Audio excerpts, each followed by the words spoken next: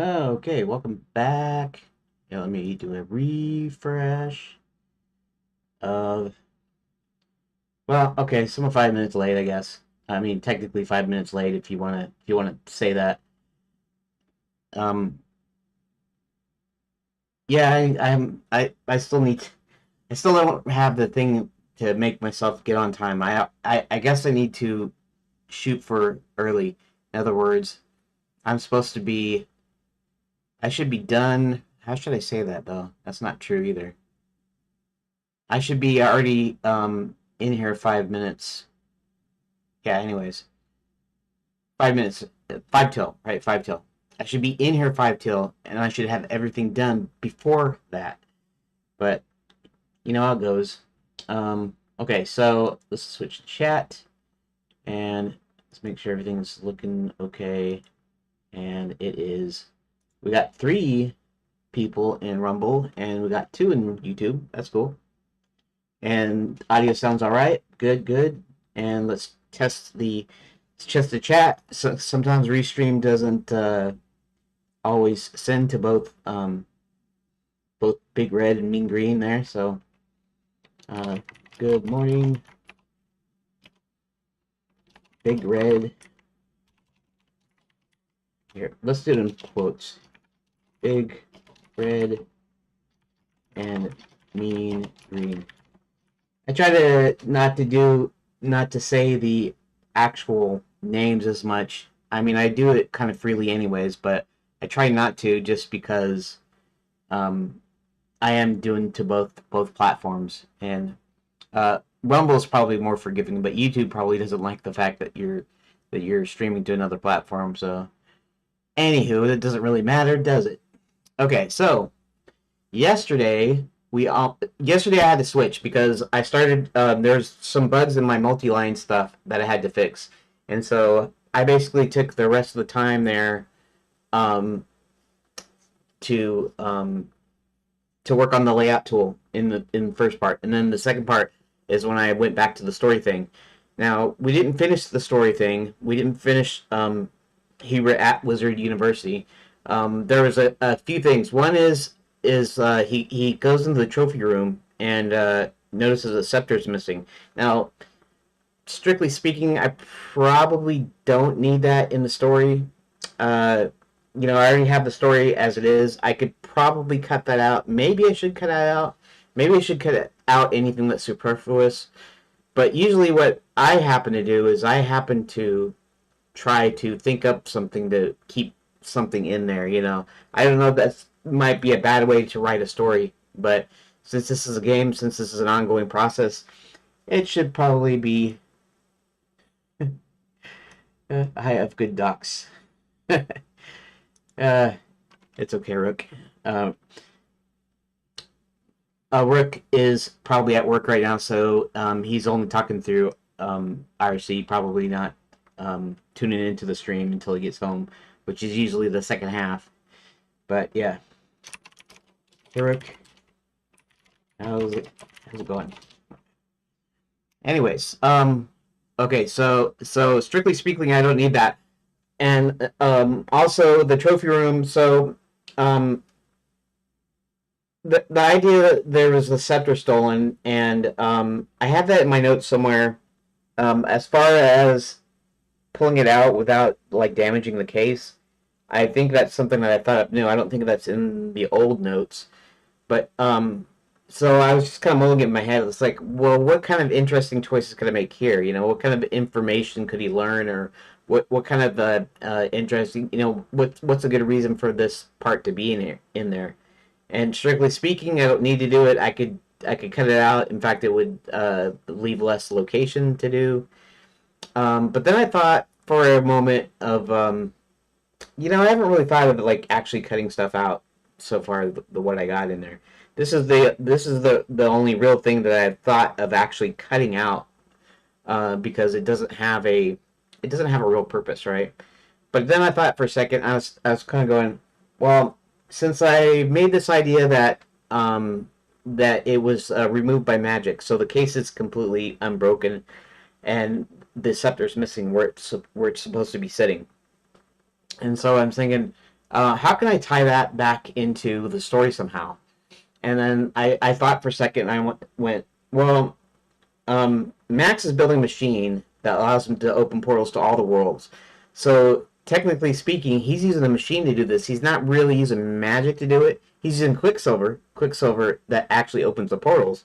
But usually there's an intent. There's some magic words that you have to say when you hold Quicksilver to actually get in there, and it opens the deal.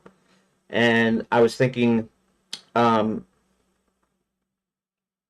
what why would he do that? And I was kind of going, well, um, in the one case, I could do a thing where evil sorcery doesn't quite work. In other words, if you have a magic ticket or if you have a piece of Quicksilver and you say these words and your intent and you're an evil sorcerer, then maybe it doesn't work. But then I'm thinking, well, that's not entirely true. I mean, it's good, bad magic, whatever. I don't, I don't put too much into the magic system, the way it works exactly. Because that's to me, it's just more of like almost like a plot device and stuff. But I'm kind of going, well, maybe the fact is that okay. So before I was going, well, it's the intent. So he can't open multiple portals, and thus he can't. He has to have this machine that does it. And then I was thinking, well, maybe uh, maybe there's a prototype machine that he built that allows him to extract things from other places like other realms. But that doesn't mean that you can't have a portal to the same realm with a different location because it's just a portal, right? And so I'm thinking, well, maybe he has like a model, a scale model of the Omnigate, or maybe it's not the Omnigate, but maybe it's the mechanism that opens the portal without a person saying it. It's a machine that's doing it. So he has this little device that actually does this. And so what he does is he opens a portal into the display case so that he can just basically take it out without actually disturbing anything. You know, unless they had some sort of modern security system, and even though it's set in a modern time, but it uses magic. Um, I'm kind of going, well, they might have a magical security system, maybe, but maybe the idea here is maybe it's got some sort of magical force field. Maybe you literally can't physically break into it, and so he has this little model of this device that he's going to use for the Omnigate, and he uses it to open a portal into the display case. He grabs the scepter, he takes off with it, and there's no actual breakage or breaking in.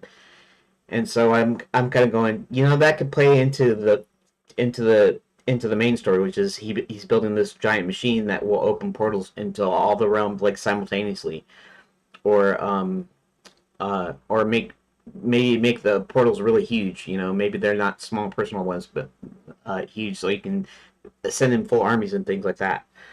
So so yeah, so I'm thinking I'm gonna add a point where he is actually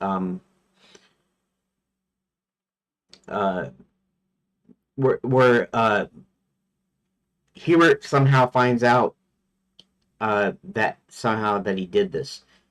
Now I don't know how he's going to find out that he did this. I mean, I don't know what he's going to deduce. I mean, he can deduce that there's some magic involved, but other than that, he doesn't really know how it happened. So I still kind of need to come up with something today while I'm doing it. Um, let's see something here. This remove. Yes. Okay. Back to Enchanted Lands. Okay. I'll switch to desktop here just a sec. And here, let me. Where am I at? Okay. Let's pull this out here. Let me switch to desktop. I forgot my keys that I actually created to do this, so I'm just going to do it directly. Okay, there we go. Here we are.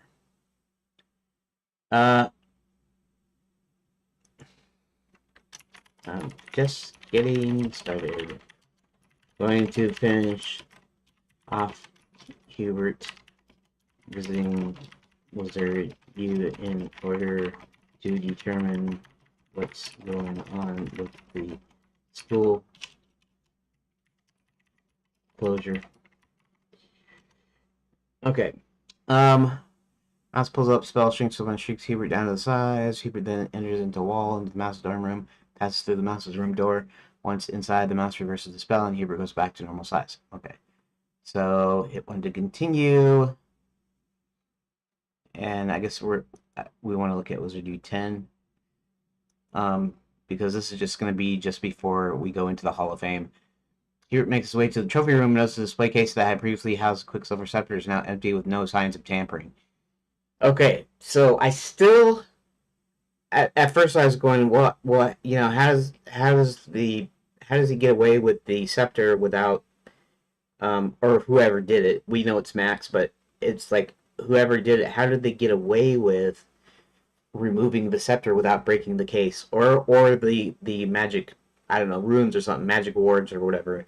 Somebody that there's some magic protection that stops anybody from trying to go in there directly. In fact,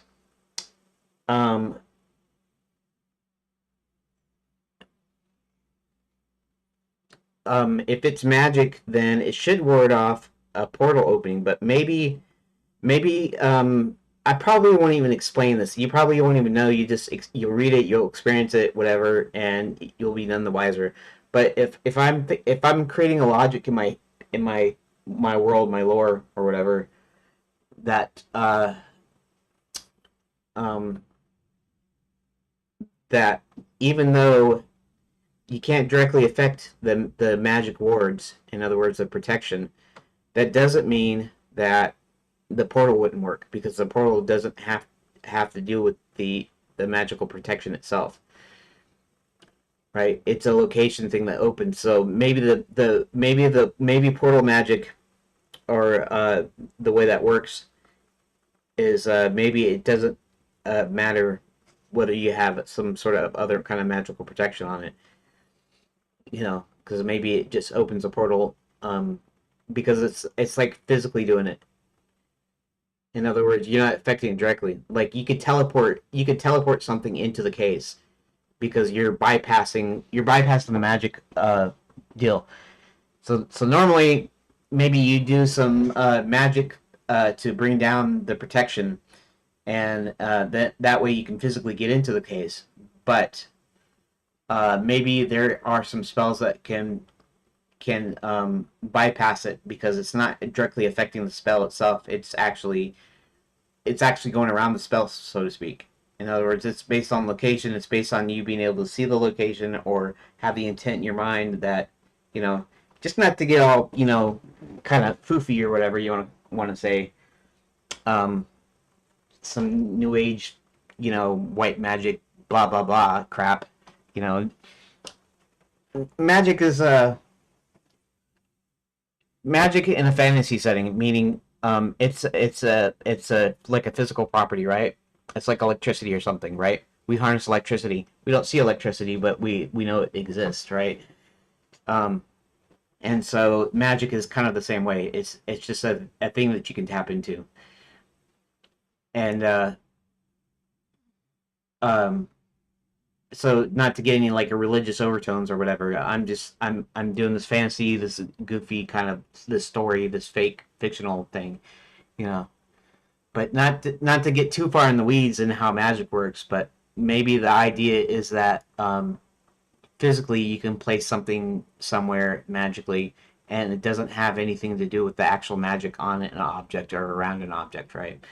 So at least that's what I'm going with in my head. In my head, I'm thinking this is a logic. There's a logic you can bypass magic with magic, um, even if you can't directly affect it with magic. Okay, so that out of the way, I still need something for him to do, something for what Hubert to do in here. Otherwise, I should just remove the the page or the text. And so he has to figure out. There needs to be a way for him to be able to tell what happened. And his magic is suspect. So, like I did with the Quicksilver ticket, um, I'll have to figure out some magic spell that Hubert can use that can do as good as a spell that would do something directly. Um, so you know, I mean, I can make up anything, and I don't really, uh, you know, I don't really know exactly what to come up with here in the sense that, ooh, now we're back down to three. So, oh well. I always wonder what causes more viewers and less viewers. You know, there's only two in Rumble now and one in YouTube. I mean, and it'll, you know, so people come in, people leave, whatever. Um, anyways, okay, so I still have to come up with something for him to do in this room. Okay, so he's gonna go. He's gonna know exactly what it is. Um, at this point, probably now. I don't really know how to address it. Okay, let's say this is the full point and click, you know, non-text version, graphic, you know, animated, whatever, like the kind you play in the '90s, or you know, even the modern ones, whatever. And there are different ways to get into Wizard University. In this instance, right now there isn't, but let's say I make it to where there's multiple ways of getting in there. So if you go through the hallway, you're gonna go through the hallway first. You're gonna see that Max's picture is missing, so you're gonna be able to surmise something about that, and then maybe you go into the trophy room, and then you see the missing scepters. So you're gonna automatically assume that Max took it. However, if you're going through this mouse hole, and you're approaching it from like the back end, or the side or something, then maybe you hit the trophy room first. With in this case, in the text, that's what you're doing. But you hit it first, then you're not going to know anything that Max is up. You might still have suspicions. Hubert might have suspicions because he kind of knows a little bit what's going on, or at least he knows a little bit more than he lets on, or whatever. So he might suspect Max and stuff, but you as a player or as a reader are gonna just go through it, and you're not gonna know that Max is involved or anything like that. So all you're gonna see your first introduction will be to the trophy room itself. So I have to think about that a little bit and kind of go, and then okay, and that's yeah, and that's the other thing I never thought about. Part of this information that you're going to need to learn is you're going to need to go into the hallway to learn some of this information, to learn that what Max is and what he's been doing, and um, the fact of the other wizards being trapped and stuff, right? You might be able to go in and go out of Wizard U without finding out information. And even when you find the information, I might not have usage for that information. I might not have built that in. And that's one thing that I never even really thought about before, because information is like inventory items, right? Um, you only need it at a certain time. You may find something earlier and then not know what you need it for, which I probably in a adventure game probably shouldn't be the case. You shouldn't probably come upon an inventory item that you don't need like almost immediately, right? But there will be some cases where you'll have something that you need in the future. In fact, obviously, unless you're trying to emulate old Sierra games, which killed you off, and you could get lost, and you could uh, essentially come to a dead end. You wouldn't have an item that you needed, and you wouldn't be able to progress anymore because you forgot to. And then you're so many saves later, and you can't even go back to an old save to start from there. So it's going to be done in such a way where you don't get stuck. So everything you need is going to be available to you. So if you need something later, you'll be able to go back and get it before, sometime later.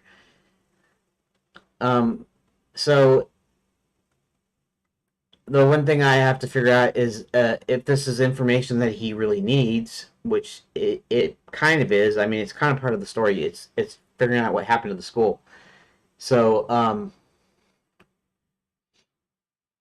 I guess I don't know. Maybe there'd be a trigger about he'll be looking through stuff, and maybe you don't rendezvous with John. Maybe Hubert doesn't rendezvous with John until he has this information in hand, until he's actually gone through the thing, and maybe that's how you work it. I'm not really sure, honestly. Um, but sometimes you need important information. Sometimes you just need information to help you solve a puzzle, even though we're not solving puzzles in this phase. But so I have to think. I have to think about that later. Can you get all the information? Can you leave? Can you go through the mass hole and then leave? And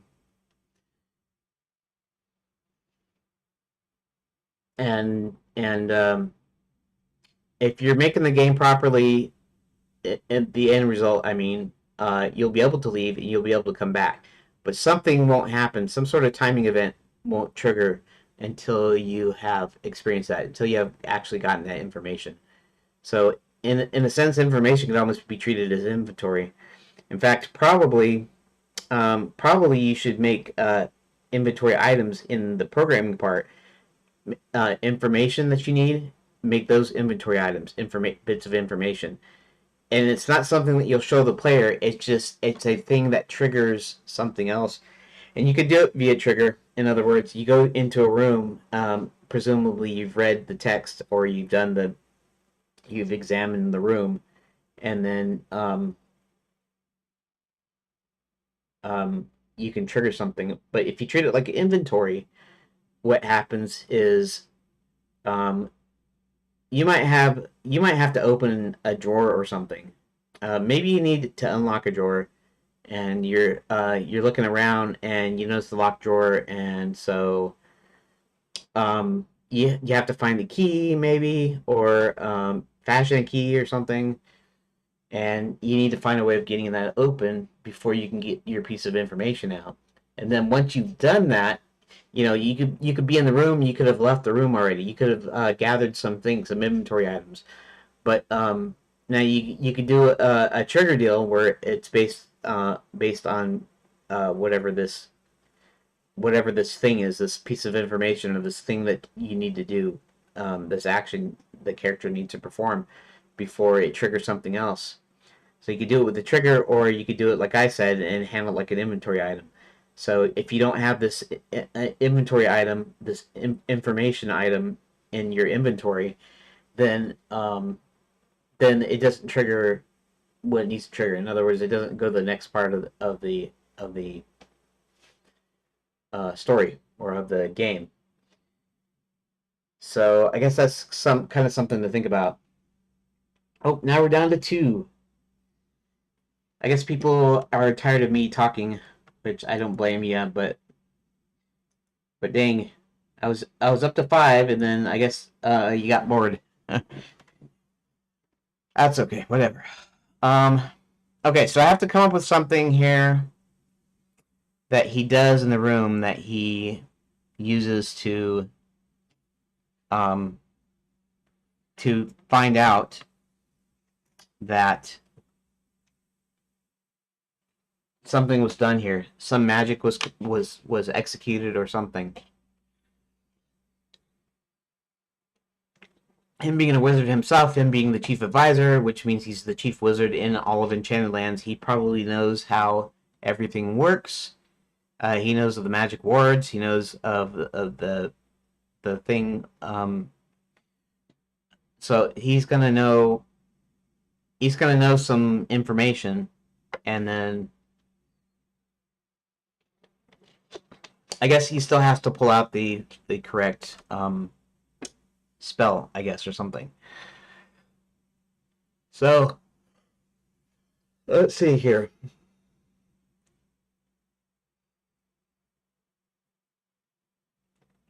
Um,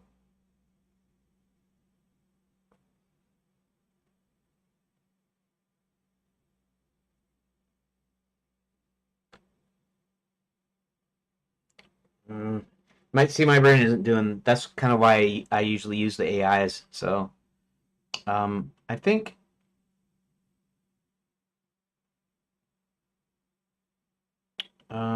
Let's see here.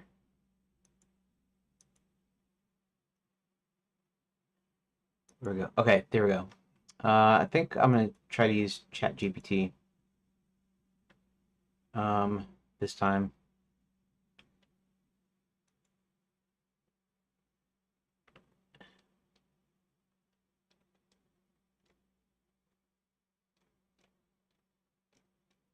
Okay, this is actually good here.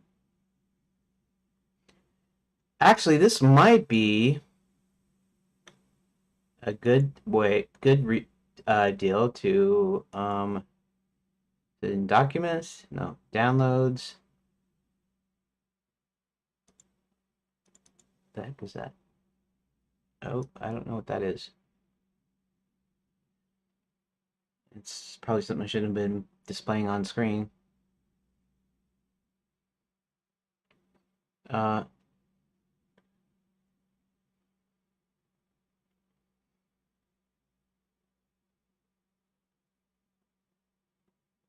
it's something I didn't know what it was. Downloads, downloads, downloads. Oh, let's do this. There. Uh, Story beat core. Identify. Ask what must happen in the scene, no matter what. Write it down clearly. Here we discover the scepter is missing, and the professors are trapped in the paintings. That's part of it. This is an example because I was working on that part of the deal before I actually split it off into these other deals. He discovers it's missing, and there's no sign of tampering. Break the scene into 2 to 4 moments so the player can interact or make a decision. Entry, obstacle, investigation, clue discovery, reaction, interpretation, optional comic player, mini puzzle. Step 3, upper paths. For each micro action point, write 2 to 3 ways the player can approach it.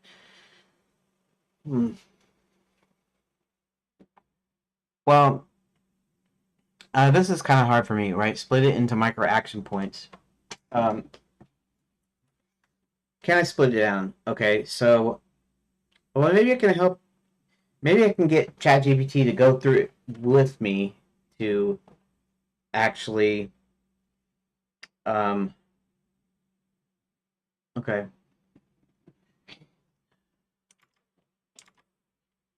Okay, let's go to ChatGPT. All right.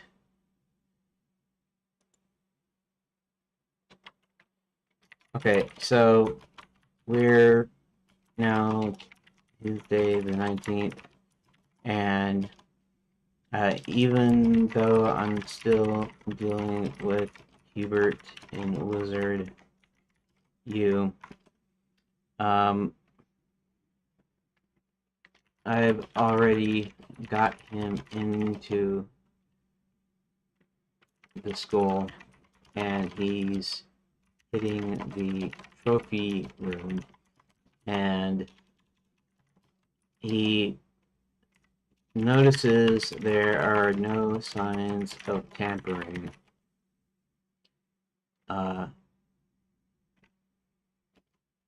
Even though the scepter is missing. Okay. I don't know if I should give it the information or if I should let it kind of drive. Okay, maybe I should give it the information.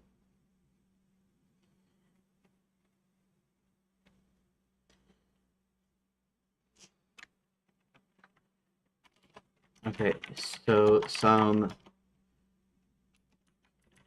background info. There are magic wards that are protecting from direct magical action. That is anything that tries to remove the wards. um, uh, magically, and also prevents someone from physically accessing the case. But since Max is working on the Omni Gate, a machine that opens multiple large portals into other realms simultaneously. Oh, we're simultaneously. Okay. Into other realms simultaneously. I wonder. That's good. Control Z.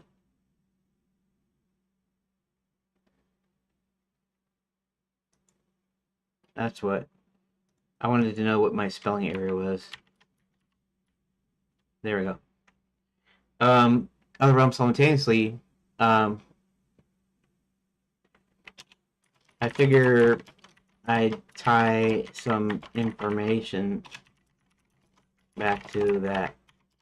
So what Max does is he has a model or a miniature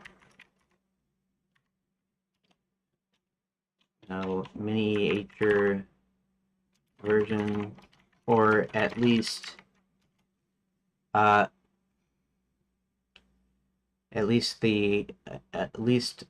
a model of the portal opening mechanism uh, that he used on the case to open a portal within and take the scepter without touching anything else. And the logic I came up with is that while the magical wards stop you from casting a spell on the case directly, or stops you from physically accessing it, you can go around it by using some sort of teleportation, or in this case, opening a portal, since that's not directly affecting the words or the objects themselves. Okay. So he opens a portal within the case, takes the scepter, and leaves without any evidence of tampering. Now I need to come up with a way that Hubert can tell something like this happened.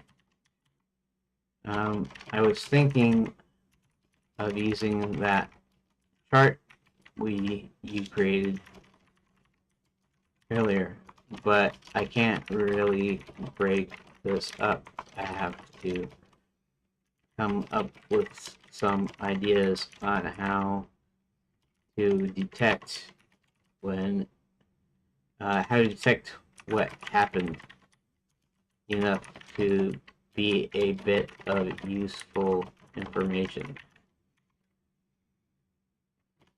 At this point, Hubert knows nothing about the Omni Gate.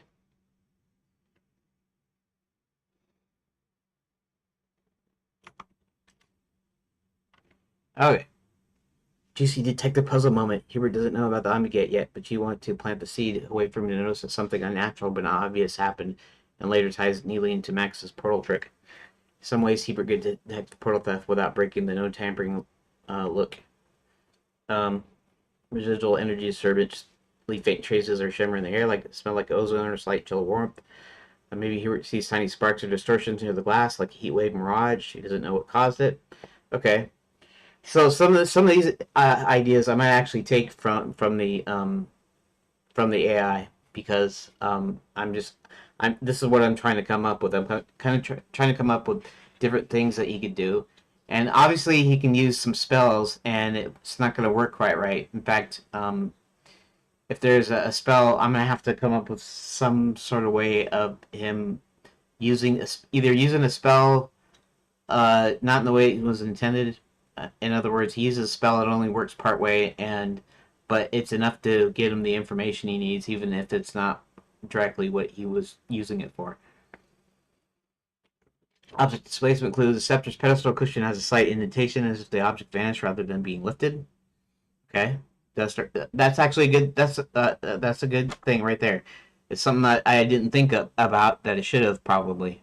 Duster residue in the case shows a suction mark where the portal pulled air in. Oh, maybe. I didn't think about that because I don't think of it as pulling air in. However, there may be some disturbance that the portal creates, though, because it is a portal.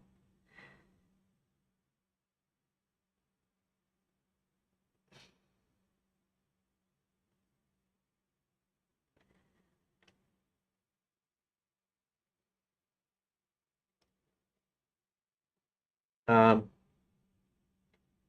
Words reacted but didn't stop it. The words flickered, or showed faint stress fractures like a spiderweb crack of glowing light, suggesting they were circumvented rather than broken.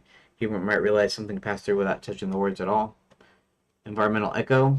Nearby objects subtly affected by the portal's presence. For instance, candles in the room have melted oddly on one side. A trophy in a neighboring case has scorch marks or frost, depending on the portal flavor. Hubert finds a feather or stray particle, like stone dust, from wherever the other end of the portal was.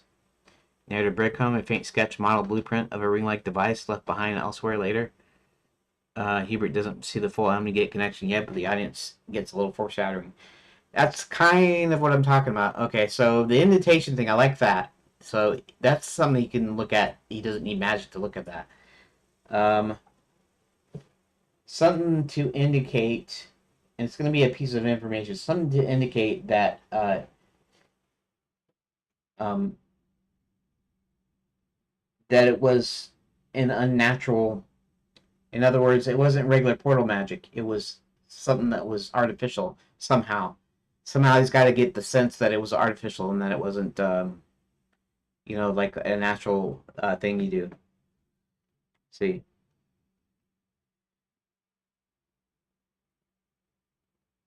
no, Hebert is a wizard. In fact, he's the chief wizard. I guess maybe ChatGPT doesn't know this. Sees his reflection ripple strangely. Knows something mundane, like a draft that shouldn't be there in a sealed case. That could be something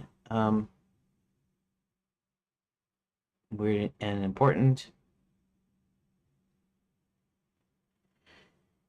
Mystery detail that makes sense in hindsight when the Omni Gate is revealed.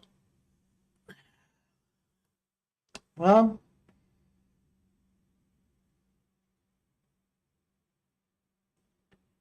um,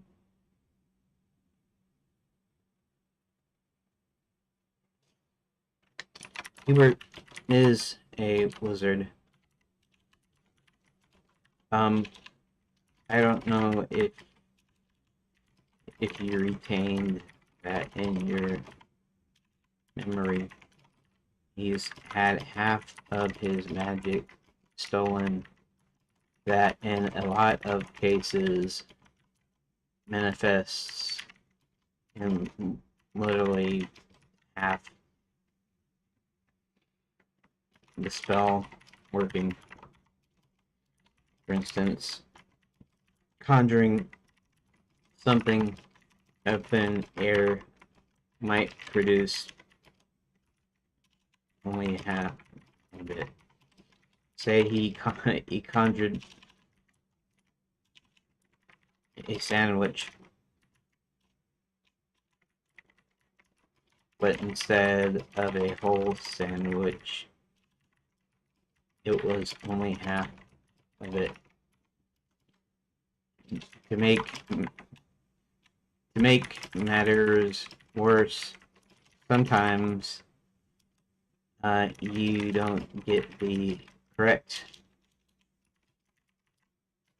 half. Maybe the top half of the sandwich.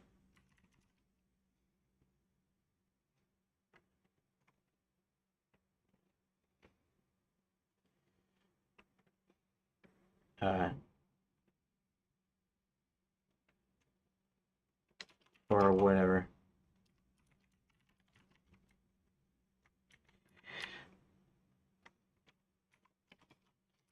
Hubert was the chief advisor and friend of the king.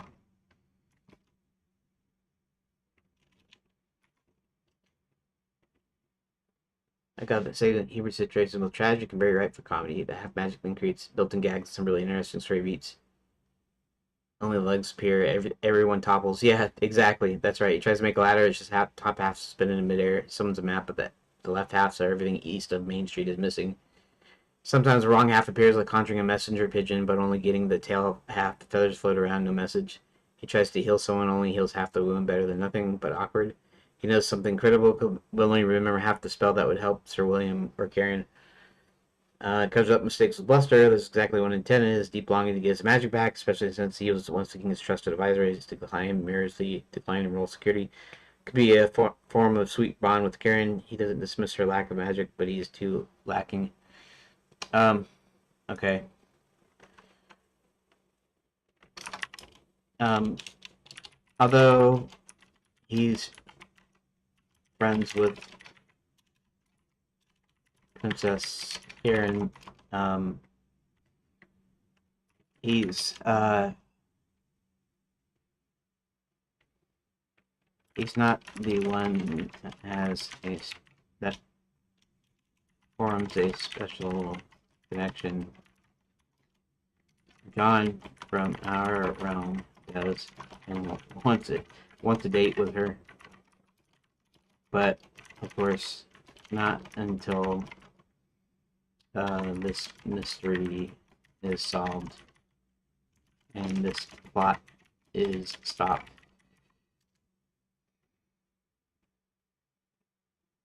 Yes, exactly.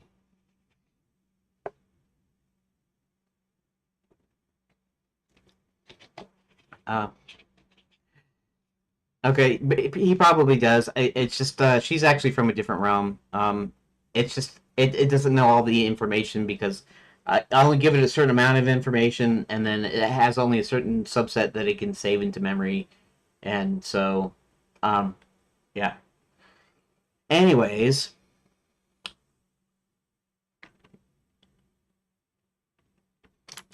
no, I don't need that.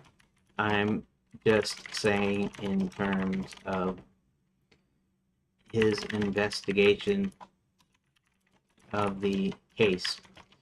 He knows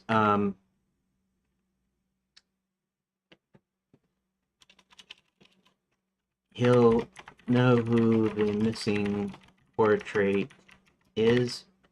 He knows the history.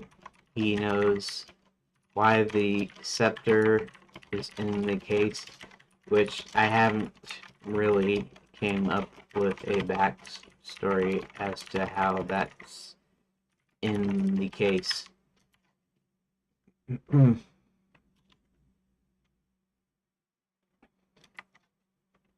The trophy case. Um,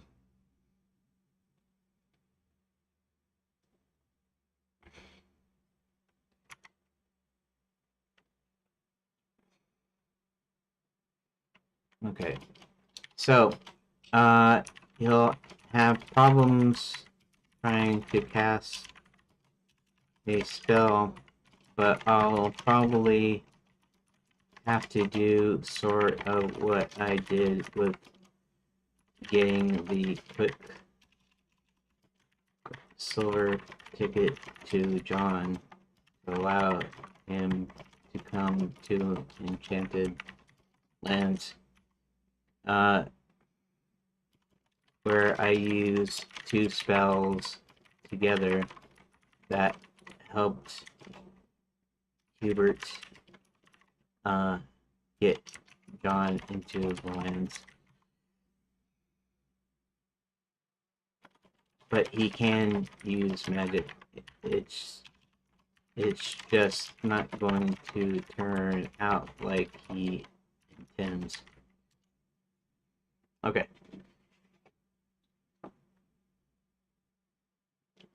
Knows the history. Knows the purpose of the scepter. Maybe why he'd be locked in case. Can attempt magic. Attempt to backfire, misfire only work when combined with something else. To bring. Okay, that gives you a neat dynamic. John brings curiosity and drive. Well, okay. Yes. Scepter's backstory in the case you could do type something like it was school prize or award, best magical defense. Retired to the case as a ceremonial relic.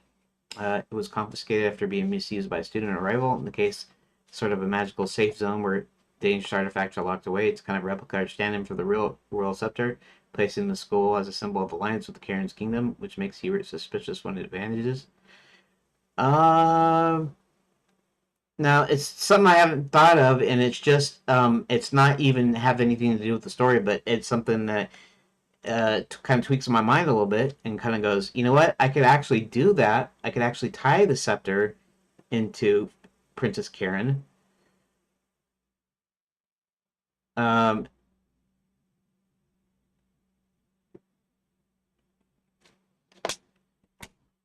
no, but it's giving me some ideas, although maybe not useful in figuring out how the scepter was stolen.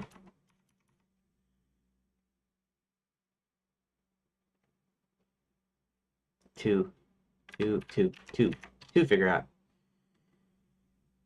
I got look at who stole the cookie from the cookie jar breakdown yet, but just riffing on how it could tie into the case, maybe even.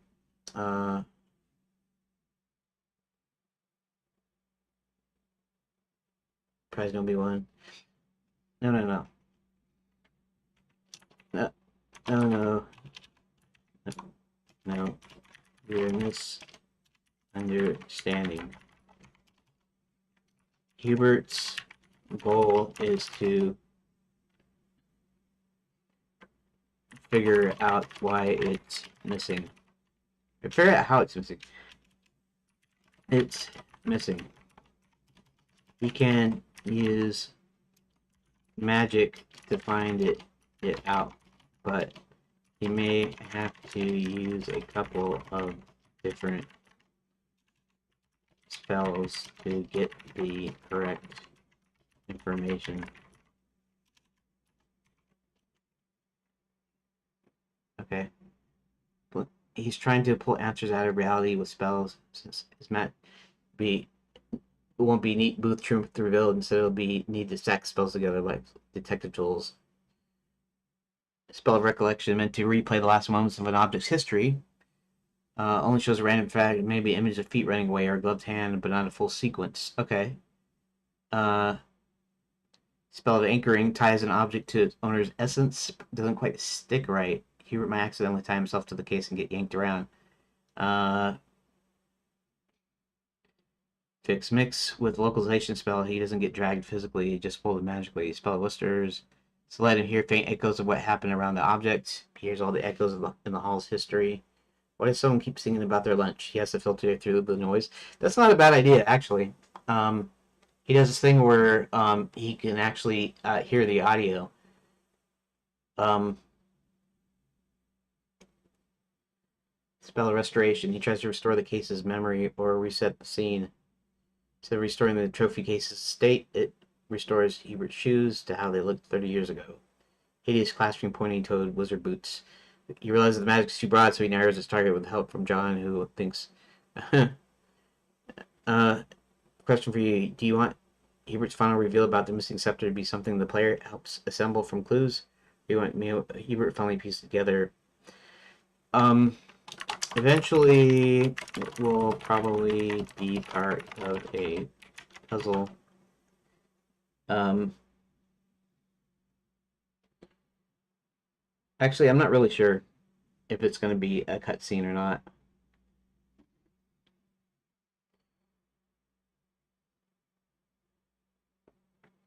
Yeah, uh, that's another interesting thought too.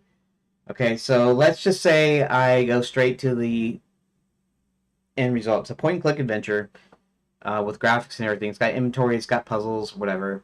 He goes into the room, and when you're looking and examining, you either see a picture, an image, like in the background or something, of the scepter missing, or it's a thing you can interact with. So you click on it, you interact with it, and um, it's a scepter. It says blah blah blah, and then it says there's an indentation where the scepter was sitting, and then Hubert uh, essentially exposits the history basically, since he knows some stuff. And I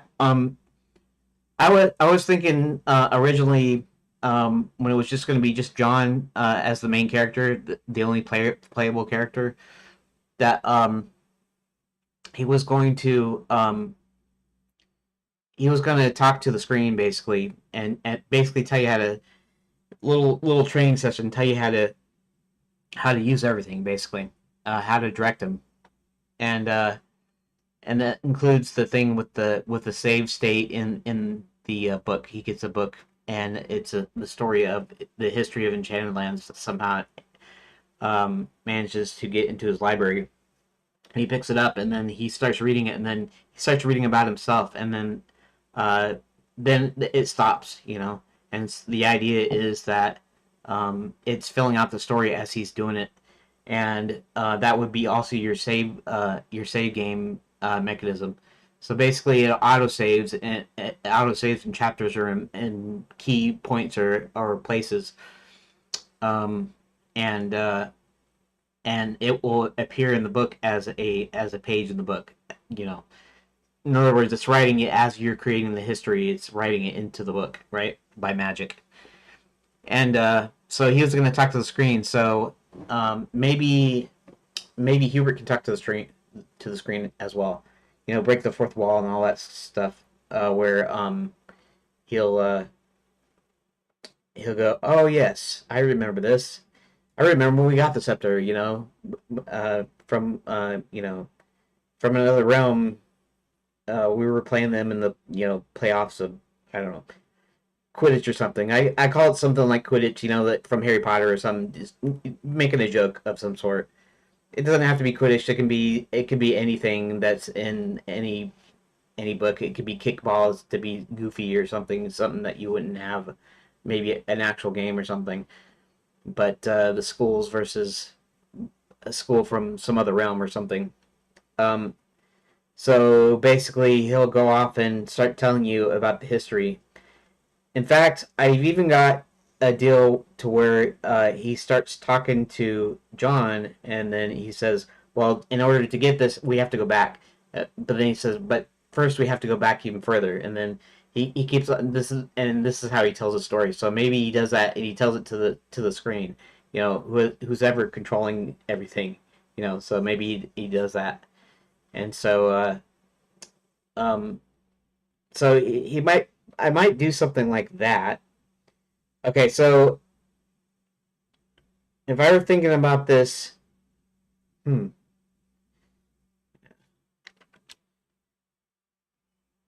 honestly, I'm not really sure how I want to play this out.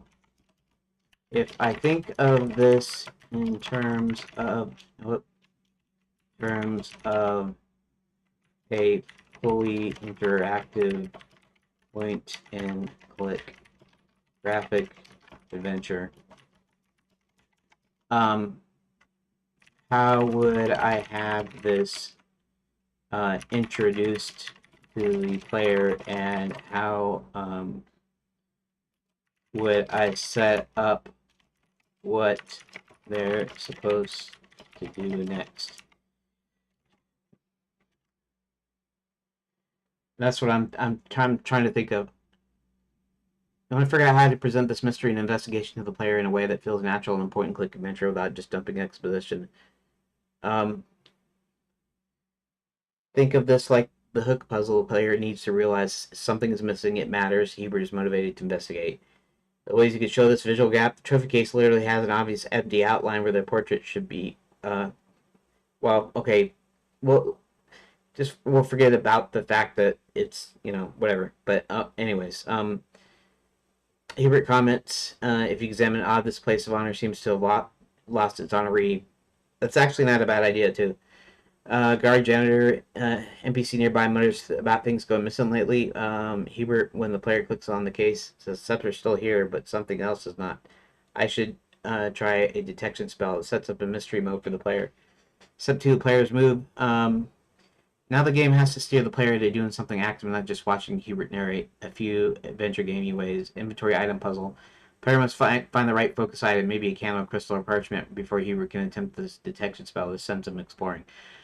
Oh, now we're getting into a whole new thing here, because I was going to have this hurry up and get done attitude about Wizard U. He's finding out this information, and he's trying to figure out why the school was closed, and really we're saying that Max closed the school for whatever his nefarious purposes that we don't really know yet at this point. But he was just gonna be, for one thing, he was just gonna go into the hallway originally. Originally, he was just gonna somehow get through the door, go through the hallway, see the portraits on the wall, and realize who's came back, and even the fact that the professors, the wizards, are trapped in their own Hall of Fame paintings. And that was going to be a whole nother deal, its own thing. So I was going to have this deal, and then I had this deal about the trophy case, because I actually had it in my notes already. I already had this thing where he notices that his scepter was missing. And so now I'm asking ChatGPT, well, if I was doing this in a regular point-and-click adventure way, how would I present this to the player? What would I do, right? So one of the things, of course, is first you'll be in the room. You'll be interacting with things. So you'll be interacting with the case, and so you'll know that's important. And then maybe Hebert says something that makes it important, right? But now, in order to do a spell, maybe he needs some props. Now you're going, okay, well, I'm going to have him go through a whole different part of the school then. And that involves more locations, more puzzles, more work, which I'm not really that bothered about doing more work. In fact, like I said, I could have removed this scene entirely, the whole thing about the case, because that's not really that important. The important thing is the hallway, and that's the main important part of the story. But I also, since I had this in there, I was kind of going, well, maybe you can, maybe there can be like clues and stuff about the Omnigate. You don't, Princess Karen doesn't discover the Omnigate plans until about halfway in. So they don't know anything until she gets captured and they rescue her. And right now, Hubert and John are going to figure out why these schools were closed, or why they're in the state they're in. For instance, tonight's school is still open, but it's not receiving anybody for weekend night training for a fantasy adventure that they're going to go on. And instead, they're actually training the military in there with real weapons, real danger and stuff. And so John actually finds out about that. He also finds out from some princesses nearby that there was a princess that was going to go to Princess Prep. And so eventually he's going to have to go into Princess Prep, and that's where he gets the clue to go to the Grand Enchanted Landium, where she's actually being held. She's actually being held in the wine cellar, and that's where, and the Grand Enchanted Landium is where she finds out about the Omnigate, about what Max's plans actually are. So, but right now, this is just we're figuring out what's happened to the schools, what's going on here, and so one of the pieces of the puzzle here is of course is uh is like who's back, you know, what's going on. So it starts to make more sense. He knows it's Max. He knows Max he was the sorcerer that got expelled. He got banished before for trying something similar. Originally, it was going to be testing Quicksilver, experimenting on people, and I thought that was a little bit too dark for a family friendly comedy adventure, cartoon comedy adventure. So I decided to kind of nix that. Now he still makes people slave in his minds to get Quicksilver, but now he's making this huge machine that allows him to open multiple huge portals simultaneously, allows him to march armies through and conquer any realm that he wants to at the same time. So um, I was thinking, well, I could use this little scene here to kind of harken back to give clues to you to the player about what's going on. So when they look at the Omnigate plans, they don't know what's going on there. In fact, since I didn't make any of this up until now, when he finally figures out that there's this device that does this instead of the usual way that you open a portal, he's going to put it together with the Omnigate plans, and he's going to say, "Oh dear, like he's planning a large scale invasion of maybe multiple realms." And before I didn't have that. I mean, you learn eventually how what it is and what it's for, but this kind of gives a thing to where it links it. So it's actually a little bit of story, a little bit of the extra story craft here. Um, and that's why I did the thing about for instance, the dwarf. What did I call him? I forget what I called him now. Uh, I tend to forget stuff sometimes, but Roland encounters this dwarf just coming out of the mines and saying his dad's still alive and stuff before he passes out or before he dies. I forget exactly the way I put it. But John actually meets this dwarf on the train, and he's actually carrying. He actually had stolen. They had stolen the Omnigate plans.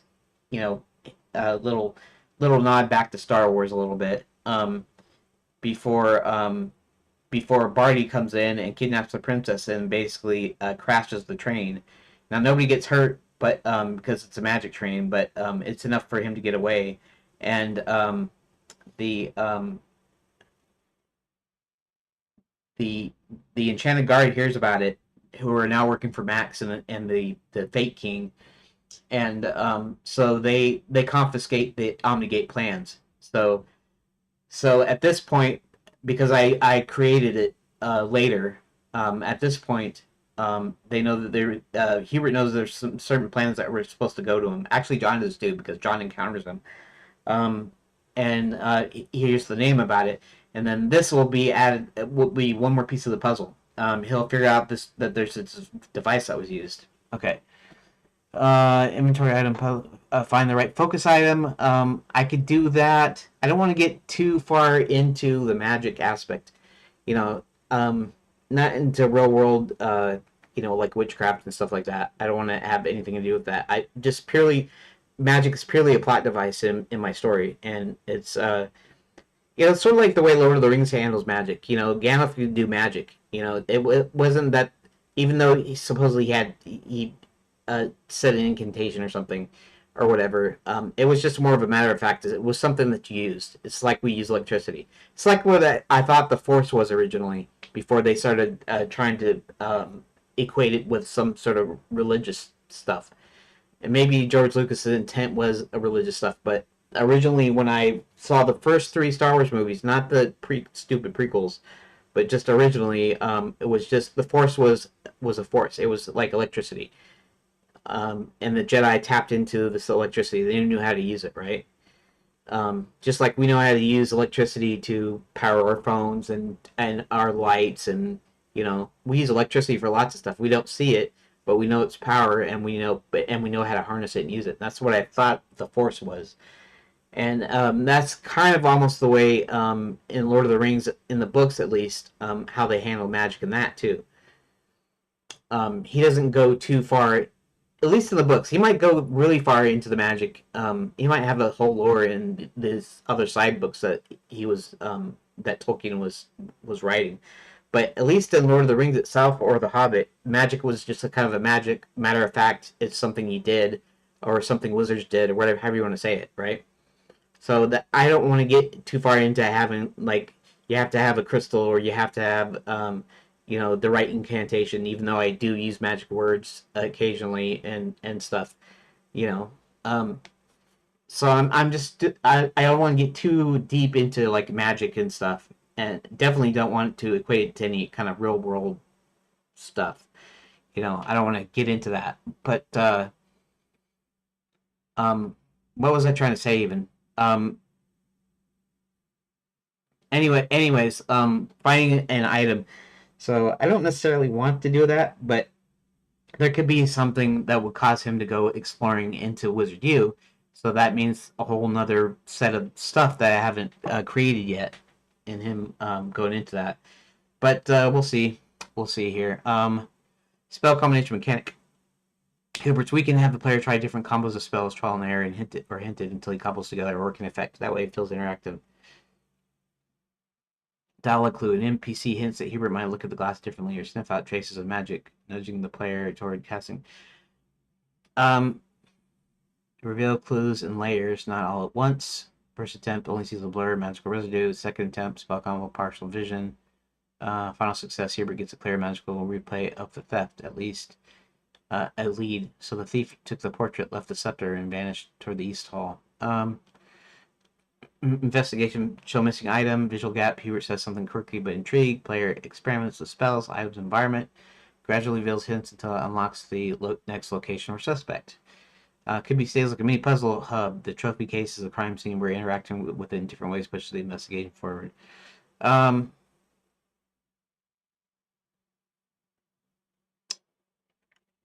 No, I'm trying to just figure out what happens to get the required result. The result is that Hubert finds out it was a device that got around the magic wards and was able to pluck the scepter out of the case without disturbing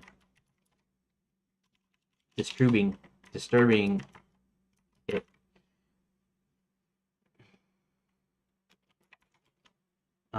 All a player sees, and in this case, the CYOA style structure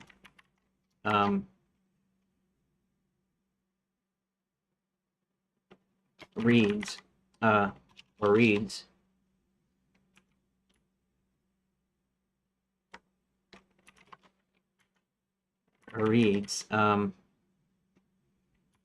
is the fact that the scepter is missing. Hubert knows it's a scepter, but more than that, we can put a plaque that tells what it is. I'm probably going to have the characters able to speak to the player directly, breaking the fourth wall, as it were.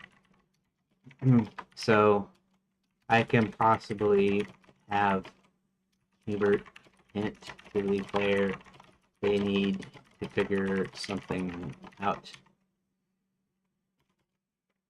The actual information is that someone used a device that got around the magic and took the scepter. And should be able to tell what kind of device, which is something that opens a portal. And it's something that's not the usual method of holding a piece of quicksilver, saying some magic words, and with the intent to open a portal to that destination.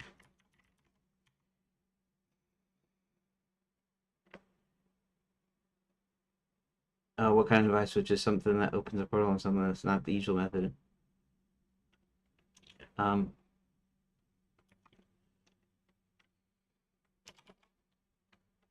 It will be a clue to what the Omni is, because it will have been a miniature version of the portal opening mechanism.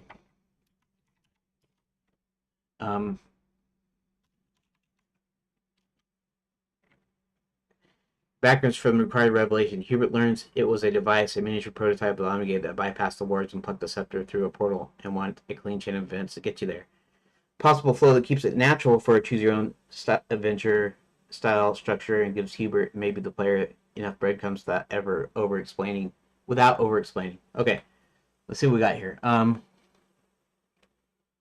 The scepter is missing. Plaque clearly identifies it. Royal scepter of quicksilver purity. Okay, Hubert himself mutters to himself to the player. The words should have triggered if anyone touched it, unless one of the two things the player could notice in the room suggests how it was taken. A faint burnt metal spell or lingering magical residue doesn't match any teleportation Hubert knows. Tiny circular scorch mark or outline on the display case where the portal edge kissed it. An object slightly misaligned nearby, like papers or dust, suddenly pulled toward the case, hinting something was sucked through. Hubert explains just enough. This isn't a thief's handprint. It's like space itself was nibbled open. Hubert's realization. He recalls that normal portal magic requires quicksilver plus incantation, which would have lit up the wards. Therefore, whatever was used, it used normal portal magic. Okay, that's actually a good idea. You know, I said a thing where you bypass the wards. Normal deal would have lit it up, so he would have been able to tell that. Okay, so that's a good idea. I'll probably use that. Didn't use normal portal magic, even though he might even fourth wall a bit. If you're wondering, dear player, how I know this wasn't a simple teleportation, trust me, I can smell a portal spell from 3 castles. That's actually not a bad idea. I can put that in directly. Actually, it's not really a bad deal. Player engagement optional. Choose your own adventure choices. Keep it interactive. Let the player poke around. Examine the scorch mark. Ask Hubert what the wards usually do. Tap the empty case. He warns them not to put their nose too close unless they want a singed mustache. Each choice gives a snippet of flavor, but funnels back to Hubert's deduction. Conclusion. Some sort of device, portable, precise. Whoever used it could bypass words as though they weren't there. This isn't a common theme. This was a test run. This gives the player the seed of the Omnigate concept. And that's another thing I can take from the AI, because that could be exactly right. Maybe there isn't a reason to take the portal, because the portal can be just a simple. I mean, the scepter. The scepter can be just a symbol. It's a trophy case, so it's a trophy. So evidently they took it from some other school, right? So maybe some other wizard school from some other realm, right? And maybe there's a games that they all come to Enchanted lands and different realms that have these wizard schools. They come in and to play this whatever this game is, and I could name it offhand. Name it something, some sort of magical ball game or something. Magic kickball or something. I make it really dumb, Dodgeball. The intercollegiate intercollegiate wizard dodgeball championships or something, and they get a Quicksilver scepter. Whoever wins the Quicksilver scepter, and maybe maybe Wizard U had won it, 5 years, um, 5 years straight or something. Um, so that could mean that the scepter, just like ChatGPT just came up with, said that it wasn't yeah, it wasn't a common thief. This was a test run. That's actually perfect. I think I'm gonna go ahead and use that. So the reason that it was just that. Obviously, okay. So here's the deal. So um, so Max is still in the Hall of Fame. Honestly, I don't think he would be in the Hall of Fame if he was banished and he was disgraced. So they would probably take him down from. That's another interesting thought. Maybe that I should do it to make the story more congruous. Um, okay, I like this idea. Um, he'll either talk to himself or to the player um, after examining things. Um, the idea that the portal left some sort of indication that it it was open is a good idea. I don't know if I will use the exact ideas you suggested, but I will do something of that sort of uh, something of that idea. Um, I also like the idea that he could tell that it wasn't a normal theft. I said Quicksilver before, but maybe the scepter is just um, is not Quicksilver. Well, it could still be Quicksilver, maybe.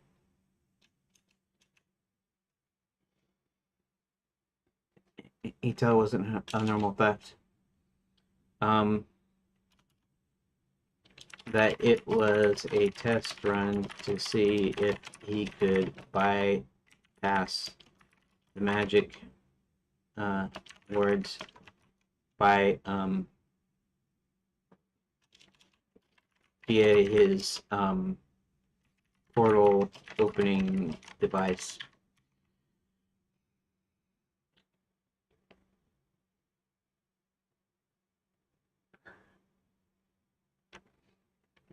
Okay, so I'll probably use that. As far as specifics, I'm not that far yet, but we'll come up with something soon.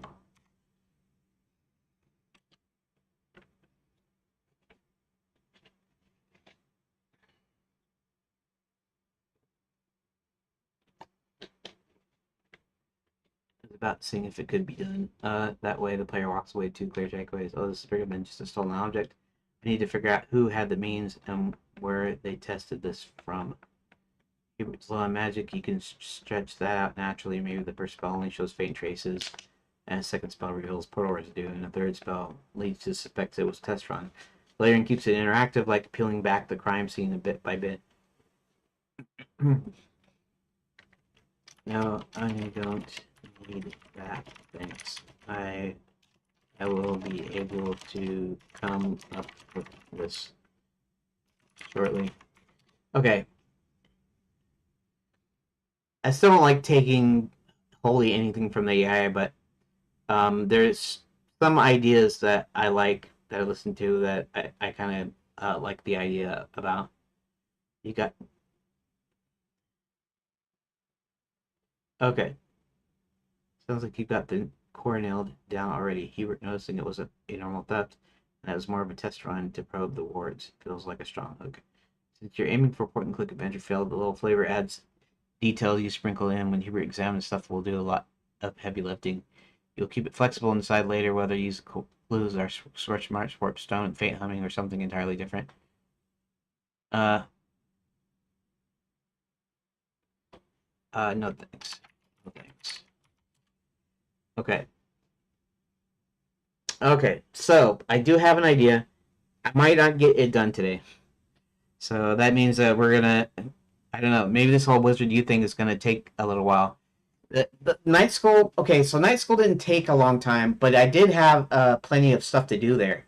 That's actually a good thing because originally I was just like it was like a couple of pieces of information and it was like something that could happen within like one or two scenes and maybe that's good for if something gets too big. Like maybe when I get done with this, maybe when I get done with the choose your own adventure aspect, I'll look at it and say this is way too huge for maybe I should like put stuff back together and delete some things, merge some things, that sort of thing. We'll decide. I'll decide later. We'll decide later if you help me. Anyways, okay.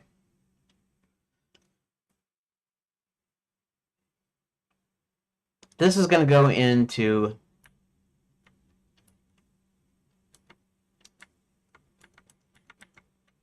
We're gonna delete this here and I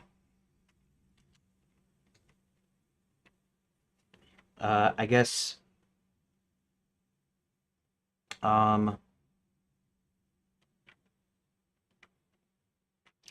hit 1 to continue to the Wizard U hallway. And there's another thing is at one point you get into Wizard U's library. Actually, Sir William actually does. And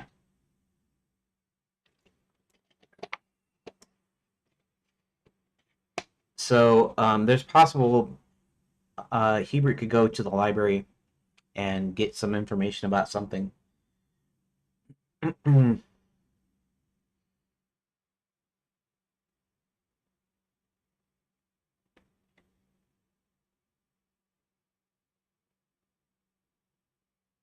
Okay, so let's just say okay to that. And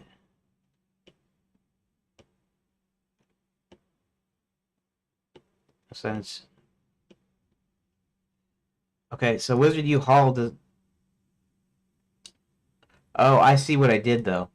What I did is I actually moved the whatever original text was in here to already there. So that's actually not a bad thing. So now I can actually put this, and this is probably even some of what. Okay. This is the thing about the portrait, which might be several deals. So, Wizard U Hall. Okay. Let's go ahead and this one. Let's go ahead and copy. I think Wizard U Hall is like 14. It's like It's like location 14. Let's go into here. Let's go into door specs. Let's paste that. Let's say 14 Wizard U.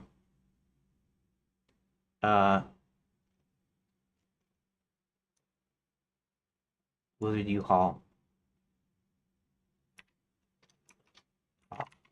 That.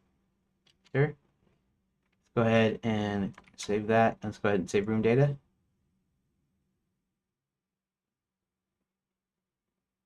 Uh-oh. What just happened?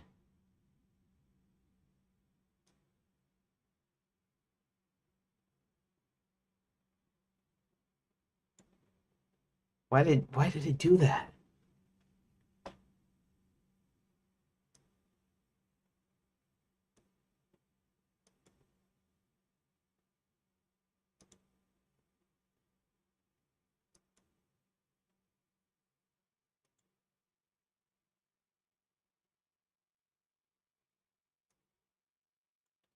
Okay, that's not right.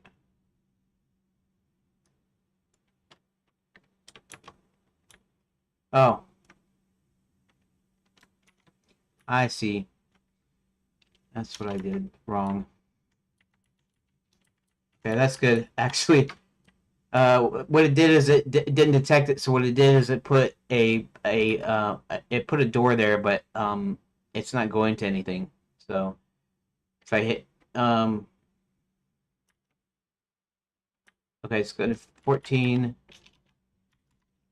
Wizard U. Oh, that.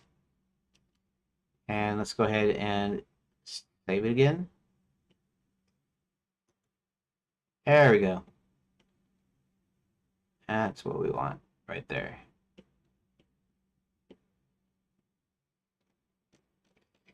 Obviously, it's not going to go straight to that when I'm done, but okay.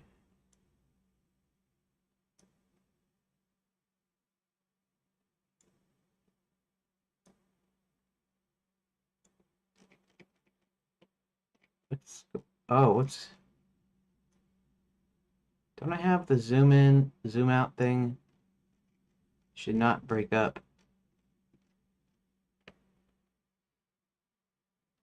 Oh, if I save it. Oh, wait, what? Wait a minute.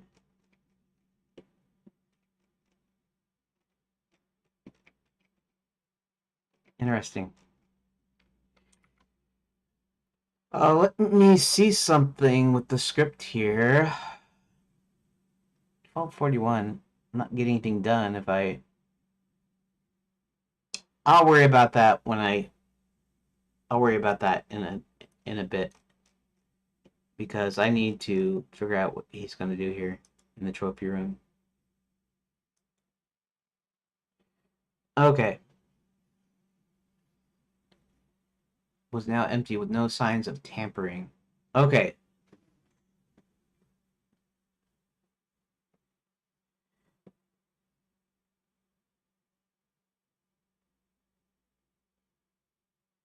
Okay, so he's gonna notice that he's gonna figure out a portal.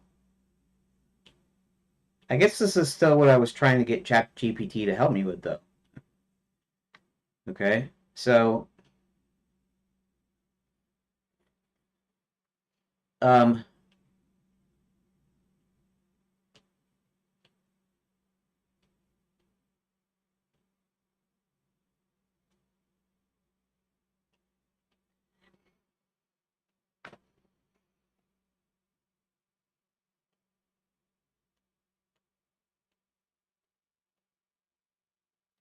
he's gonna have to.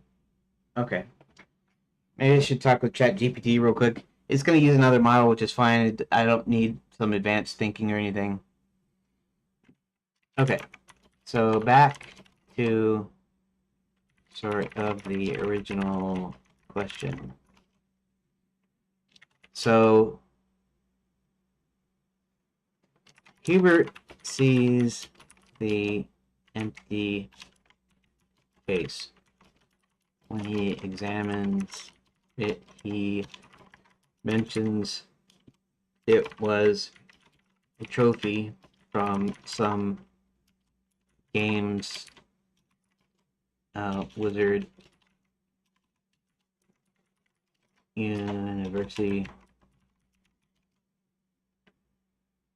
What word am I looking for? Participated. Okay, so how is he going to tell that the wards were tampered with? We'll see. Hey, Rook. Welcome to the stream. As usual, I've only got 15 minutes on this time, and then I'll be messing with the layout tool in the second part, like normal. Whereas themselves aren't broken, the portal device circumvented them. Hebrew won't see obvious tampering, but there are subtle, detectable side effects or anomalies The knowledgeable abilities one with half magic can notice. The key is to make it illogical. Words are intact with something interactive with them.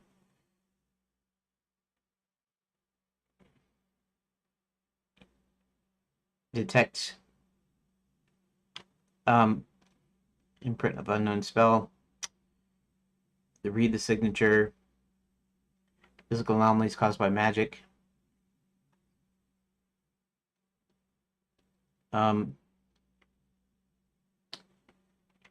Okay, so you're saying since he's a wizard, maybe he has some magical um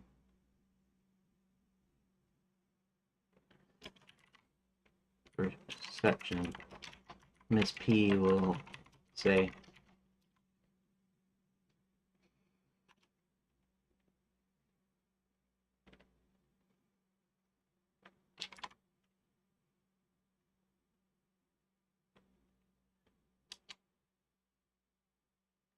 It's a great way to frame it. Magical sensory perception allows them to feel magical events that don't leave normal physical evidence. Even though the words weren't broken, MSP could pick up residual energy, faint pulses or reactions, directional magical traces, suggest something passed rather than.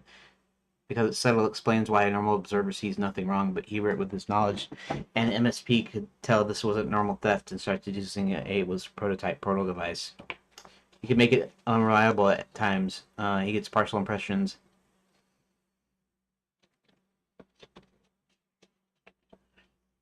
Um,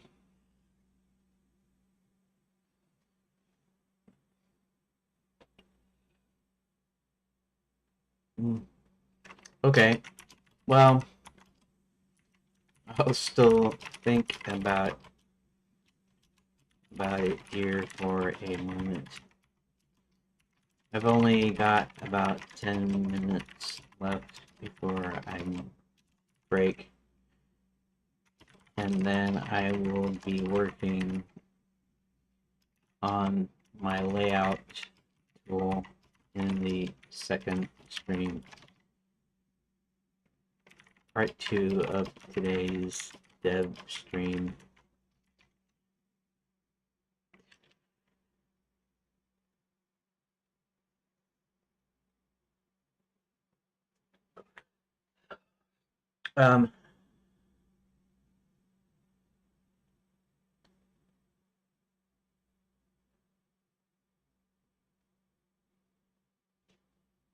No, but would he get a picture of a device?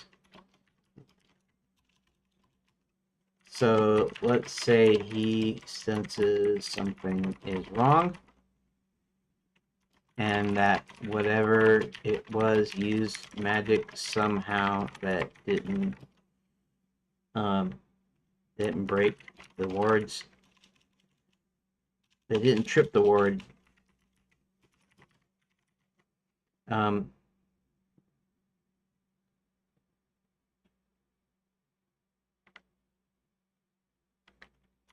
So then maybe he needs to whip out a few spells.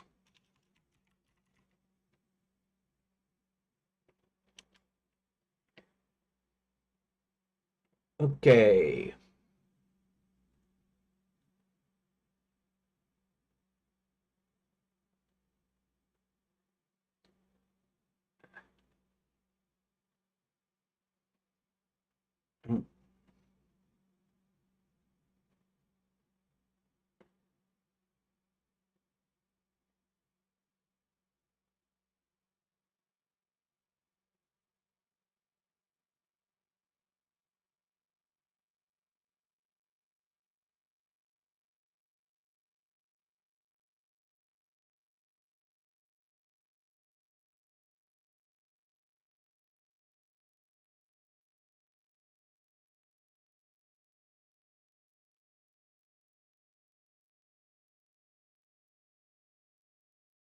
No thanks. I'll figure this out.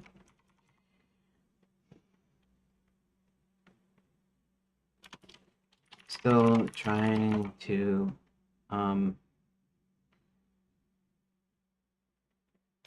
make this my own.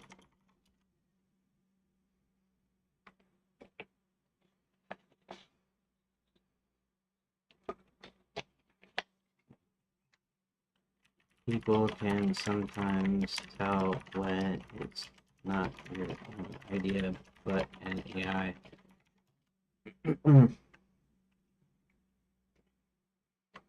And really, I think the best use of an LLM is to bounce ideas off of, like when you use rubber duck debugging. Sounding board at rubber duck is exactly how you get ideas.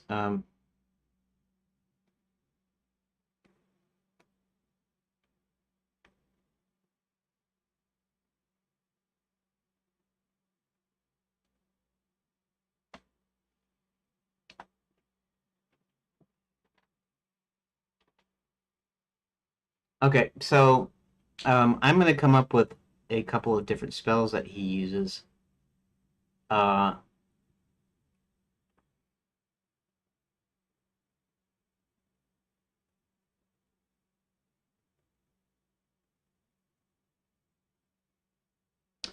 okay. Um,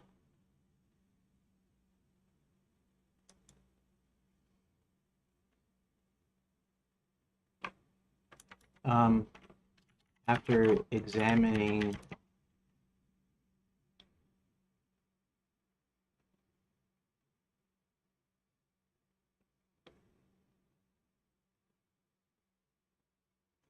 after examining the case and noting the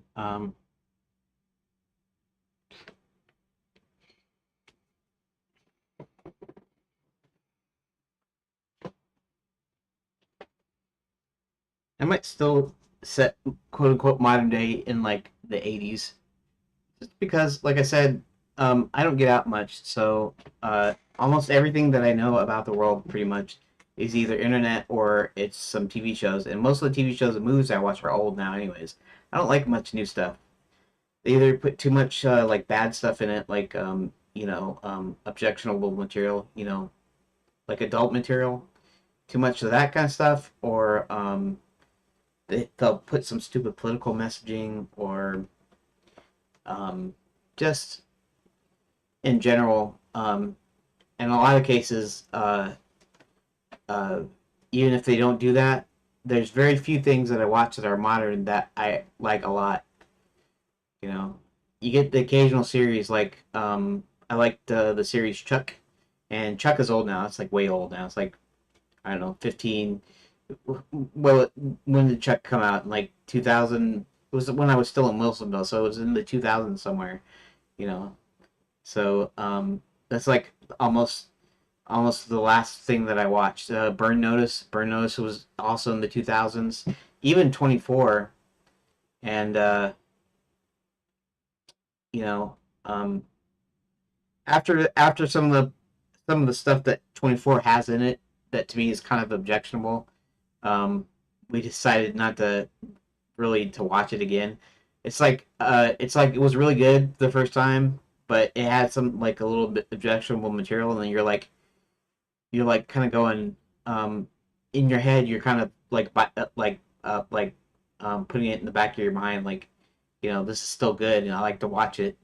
And then after you don't watch it for a while, and you watch it again, and you're like, oh, I don't remember that this is in here, and so you kind of let it go again. And then after a while, you're kind of like, maybe that's something that probably shouldn't have watched. And it's just for me being a Christian conservative. I'm not saying that I never watched it, or I'm not like denying that. I did enjoy 24, but they did have plenty of woke stuff, plenty of objectionable things that really not entirely healthy for you to kind of watch and stuff, basically. And so but like I said, like 24. I think the last season of 24 was the like the latest thing I watched. Um, and even after that last season, and then it was several years later that they did another like small season. It wasn't like another run, but it was like an extra.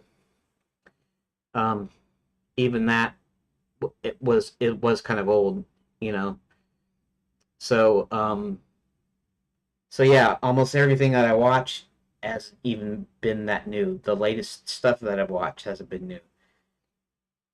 I did when Dune, the remake of Dune one part one came out. We went actually went to the theater to see that. That was almost around the last thing that we watched in the theater that Dad could go to. So I the other one was Tenet. Tenet we saw in the theater too. I don't know. Dune one may have come out after Tenet though, but very few like newer movies like few and far between. I've seen a couple of movies, stuff that pops onto YouTube. Um, just when we had Redbox, we there was some newer movies and some stuff we have are fairly new, but most of the stuff I watch is like old TV shows. Watch old 30s westerns and I watch TV shows from the 80s. Stuff that I missed, like Hardcastle McCormick, that I'm watching now. Uh, I never was interested in that when I was a kid. I was an 80s kid. I was born in 75, so I was about 5 in 1980, and we spent 1980 to 1983 in Belgium, so I wasn't even in the U.S. So then I would have been about 8 when we had come back to the States, and so then from 83 to let's say 1990, I was 15 in 1990. So yeah, from 8 to 15, and so I saw some shows, but I didn't see all shows. And so we ended up revisiting a few that I hadn't seen, and then revisiting some that I liked when I was a kid. The Street Hawk, and which only lasted a season, and like I don't know, 13 episodes or something, and then what Automan only lasted a few episodes like that, and of course the regular stuff like the A Team, Airwolf, and Knight Rider, and you know all this all that fun stuff.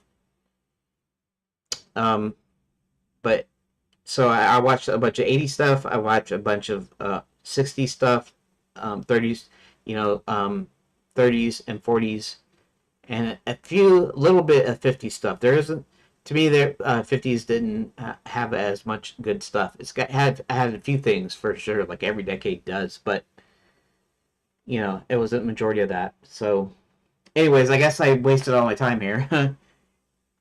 Noting the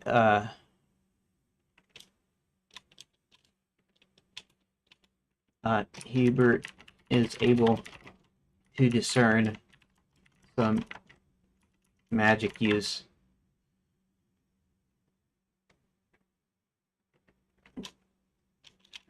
There was some magic use, but to what extent he doesn't know yet. Uh,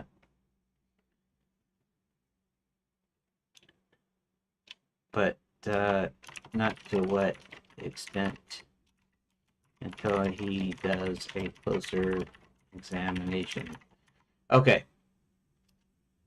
So I'm just going to go ahead. I'm going to click OK. I'm going to hit save room data. And we'll have to continue Wizard U tomorrow. In which case, I'm going to have to come up with some spells that he uses to determine how the scepter was removed and why it was removed. At least to whatever extent he can do so. So I want to say thanks for joining me for this stream. And we'll finish this part, the story stuff up tomorrow. I don't know if we'll finish it tomorrow too, because it might go over the rest of the week. to get out of Wizard U here. But that's cool. It's all part of the make of the game. And thanks for joining me. And I will see you in about an hour. In which case, we'll be working on the layout tool, which will be pretty fun too. So if you like coding, I'll be getting into the coding there. Anyways, thank you for watching part 1. I will see you in an hour.